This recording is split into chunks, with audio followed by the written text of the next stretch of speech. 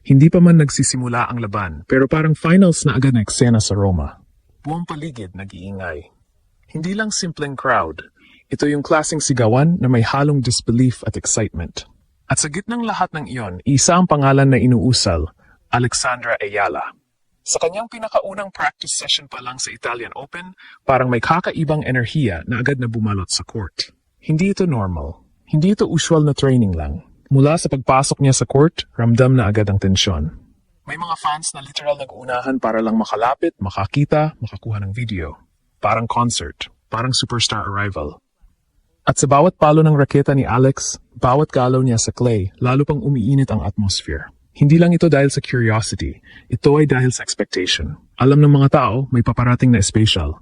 At doon nagsimula ang viral moment. Isang simpleng practice video, pero kumalat na parang wildfire. Bakit? Dahil sa intensity. Dahil sa confidence. At higit sa lahat,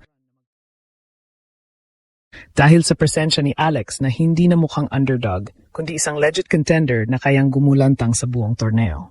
Ngayon ang tanong, practice pa lang ganito na ang epekto niya sa Roma. Paano pa kapag totoong laban na?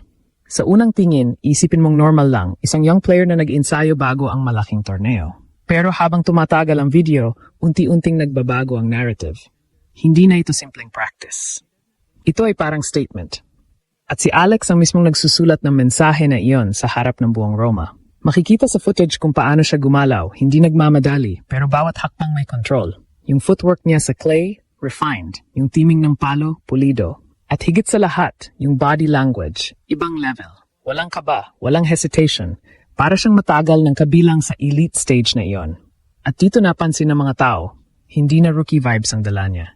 Habang nagpapatuloy ang session, lalo pang dumarami ang nanonood. Hindi lang basta spectators. May mga fans na halatang sinundan talaga siya.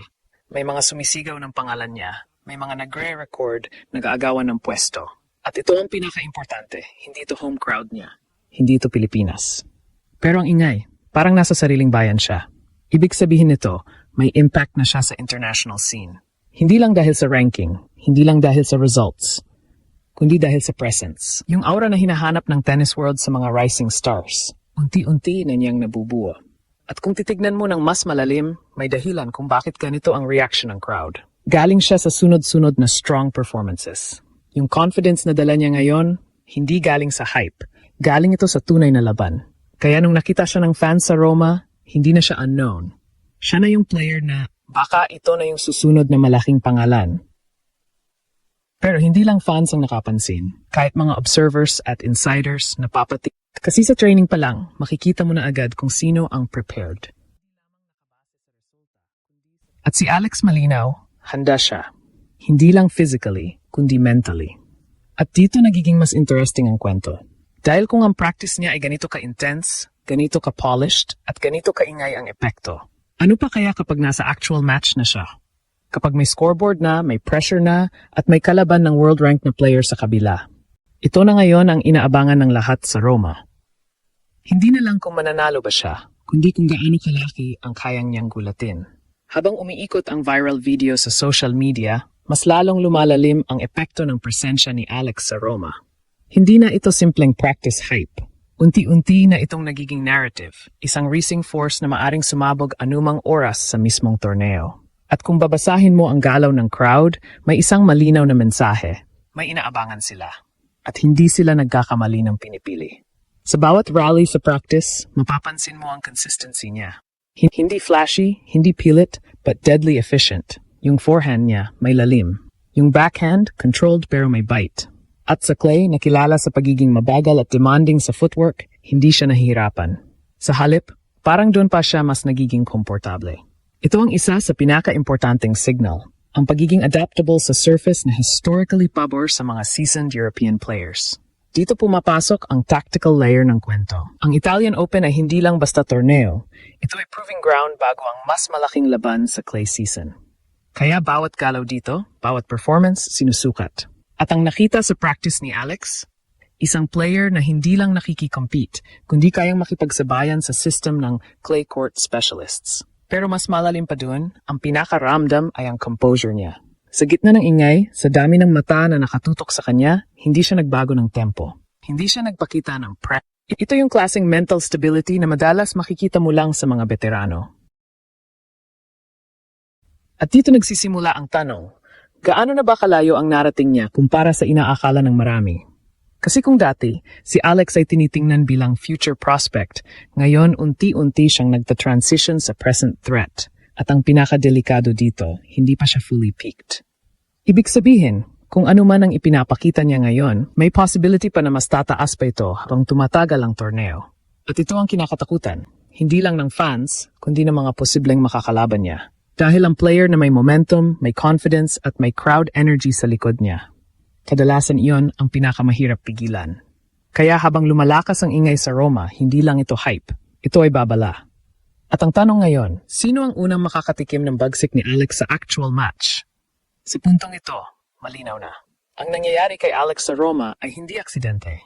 Hindi ito simpleng viral moment na lilipas din. Ito ay simula ng isang mas malaking shift. Isang pagbabago kung paano siya tinitingnan, hindi lang bilang representante ng Pilipinas, kundi bilang tunay na contender sa international stage. At kung susuriin mo ang kabuuang eksena, parang may simbolismo ang lahat. Ang red clay ng Roma, isang tradisyonal na battlefield ng mga European elites. Ang crowd, karaniwang reserved sa mga established stars. Pero ngayon, ang spotlight ay napunta sa isang batang Filipina na dati tahimik lang na umaakyat sa rankings. Ngayon, siya ang pinag-uusapan. Ang pinakamalaking factor dito ay teaming. Dumating siya sa torneo na may momentum, may confidence, at may bagong identity. Hindi na siya yung player na kailangan pampatunayan ang sarili sa bawat match. Siya na yung player na may expectation na agad, at yun ang pinakamahirap dalhin. Pero base sa nakita sa practice, hindi siya natitinag. Sa totoo lang, dito nagiging dangerous ang sitwasyon. Dahil ang isang player na walang takot, walang pressure na nararamdaman at may buong crowd na curious at sumusuporta.